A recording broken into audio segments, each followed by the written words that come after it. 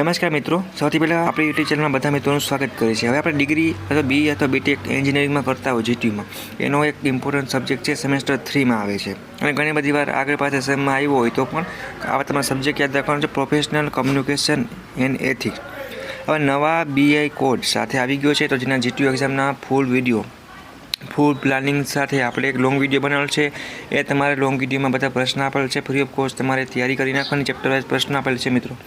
એટલા પ્રશ્ન તમારે કરવાના છે, પ્લસ એમાં કઈ રીતે તમારા માર્ક્સ કપાઈ શકે છે, કઈ રીતે તમારા માર્ક્સ સ્કોર કરવા, એ સંપૂર્ણ ટિપ્સ છે મિત્રો, એ તમને સમજાવેલી છે। તમારે એટલી વસ્તુઓમાં ધ્યાન રાખવાનું છે અને એટલું પ્રેક્ટિસ સાથે તમે કરશો એ તમારો આરામથી સબ્જેક્ટ છે એ પાસ થઈ જશે। ફૂલ થિયરીનો સબ્જેક્ટ છે, તો પેપર સ્ટાઇલ કઈ રીતે લખવી, જેમ કે માર્ક્સ કપાય સંપૂર્ણ મેં સમજાવ્યું છે।